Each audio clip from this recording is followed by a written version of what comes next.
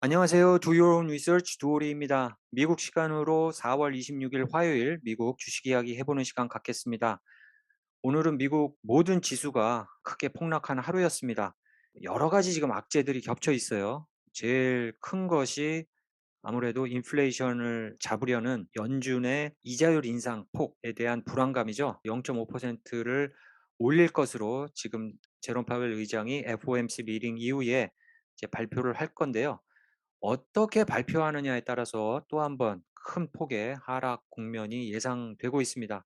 리세션을 기정사실화하는 시장과는 달리 제롬 파웰 의장은 여태까지 리세션이 아니다, 연착륙을 얘기를 계속하고 있는데요. 제롬 파웰의 말은 지금으로서는 믿기가 힘듭니다. 여태까지 너무 많은 거짓말을 했고 예측이 틀린 경우가 너무 많았기 때문에 이번에도 리세션이 아니라 그러고 인플레이션을 잡기 위해서 큰 폭의 금리 인상을 단행하고 유동성을 걸어 잠근다는 그런 얘기를 한다면 또다시 주식시장은 큰 폭으로 하락할 그런 가능성이 커 보입니다.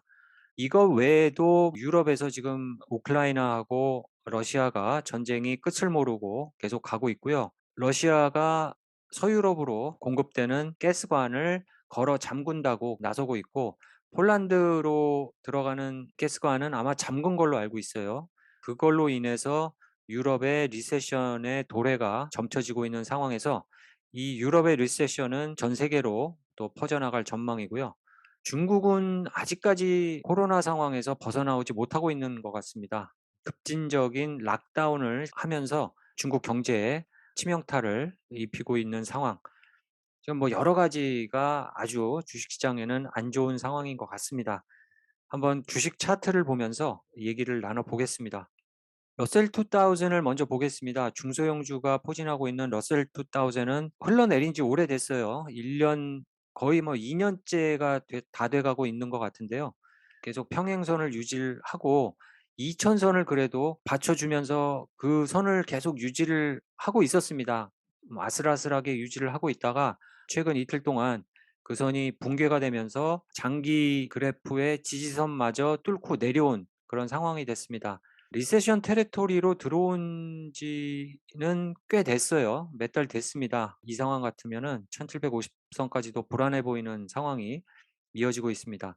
이렇게 금리 인상과 리세션의 우려 때문에 가장 타격을 입는 회사들이 중소형 회사들이죠. 돈을 계속 끌어다가 회사의 발전에 쏟아 부어야 되는 그런 상황에 있는 회사들이 더 많은 타격을 입고요. 아마 부도나는 회사들도 꽤 있을 것 같아요. 지금 상황 같아서는 그렇게 불안한 상황인 것 같습니다. 그리고 기술주들이 포진하고 있는 나스닥도 리세션 테리토리로 들어왔고요. 베어마켓 테리토리에 들어온 것은 오래됐습니다. 왜냐하면 나스닥도 기술주들이 포진을 하고 있지만 상위 몇몇 대형주들, 메가캡 주식들을 제외하고 나머지들은 대부분 고전을 면치 못하고 있는 상황에서 크게 폭락한 주가 대부분이거든요. 이 지수 자체도 상위 한 10% 회사들이 지금 떠받치고 있는 상황에서 이 상위 10% 회사들도 견디지 못하고 흘러내리고 있는 상황이기 때문에 오래전에 그려놓은 장기 지수 선에서 오늘 딱 맞고 멈췄는데요. 이 선 밑으로 내려오는 것도 시간 문제일 것 같습니다.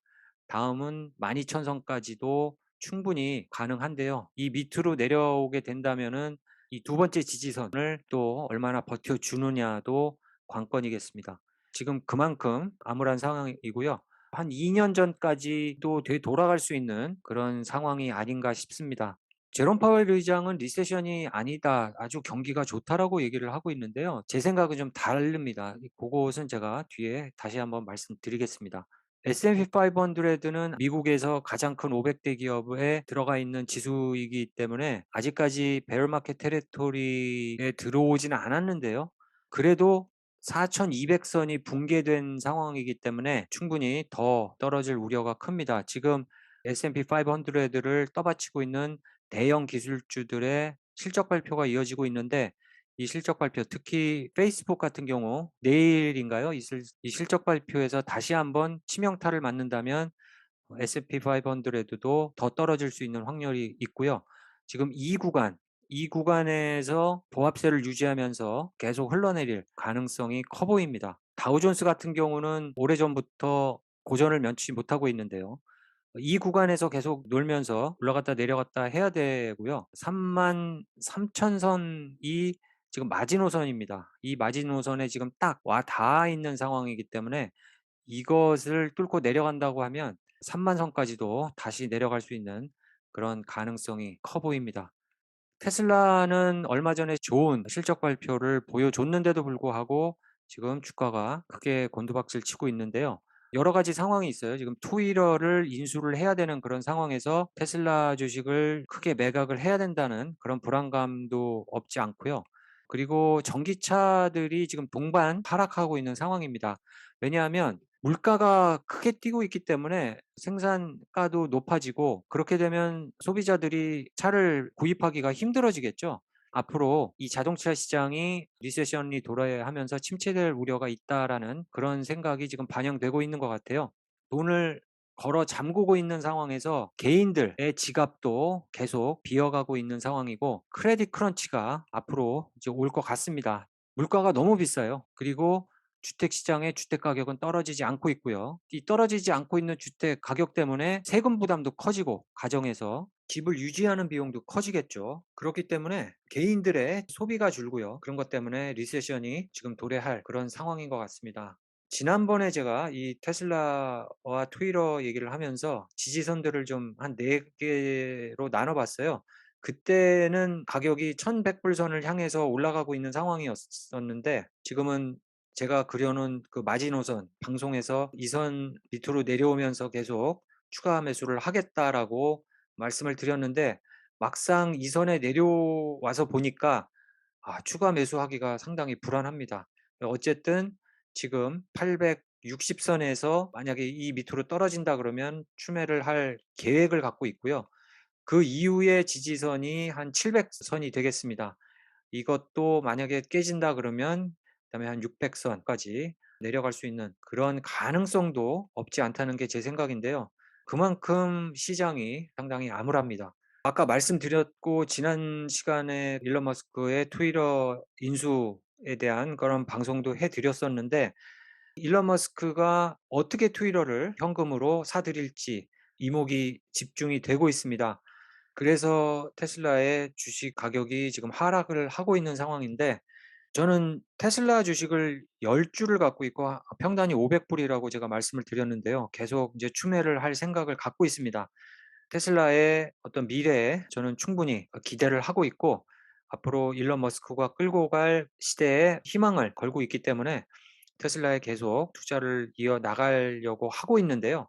한편으로는 지금 현금 보유가 딸리고 있죠. 제가 작년 말부터 올해 들어오면서 하락하는 시장에서 눈물의 물타기를 계속 해오고 있는데, 그런데도 불구하고 계속 주식이 떨어지는 상황, 그리고 앞으로 더 떨어질 것 같은 그런 암울한 상황 속에서 과연 주식을 얼마나 더 추매를 할 수 있을지, 그것도 지금 의문인 상황이 됐습니다. 다음 주 화요일, 수요일 날 FOMC 미팅이 있고요. 그 이후에 수요일 날 제롬 파웰 의장이 경제 지표와 앞으로 연준의 계획들을 발표를 하면서 이자율 인상에 대한 언급을 할 건데요. 제 생각은 더 허키시한 발언을 내비치지 않을까, 제 개인적으로 예상을 하고 있습니다. 리세션 우려에 대한 질문에는 아마 경기 호황이다라고 또 한 번 더 얘기할 가능성도 있고요. 그러면서 인플레이션을 잡겠다, 그러기 위해서는 이자율을 크게 올리고 유동성을 아주 빠르게 잠궈 나가겠다라는 그런 위험한 발언을 서슴지 않을 것으로 기대가 됩니다. 만약에 그런 발언이 아니고 좀 느슨한 발언을 한다 그러면 주식시장에 다시 호재가 되겠지만요. 그것도 잠깐일 것 같아요. 6월 달, 7월 달 계속되는 FOMC 미팅 이후에 발표가 있기 때문에 반짝 반등은 그렇게 주식을 매수하는데 투자자로서 도움이 될 만한 그런 현상은 아닐 것 같습니다. 지금 계속 주식시장을 지켜보면서 제 주식 자산과 투자 방향을 계속 보고 있는 상황에서 이렇게 장투가 힘든지 뼈저리게 느끼고 있는 상황입니다. 여러분들 어떻게 투자를 하고 계신지, 여러분들의 계획은 어떠신지 궁금합니다. 여러분들의 고견 기다리면서 오늘 방송 마치겠습니다. 감사합니다.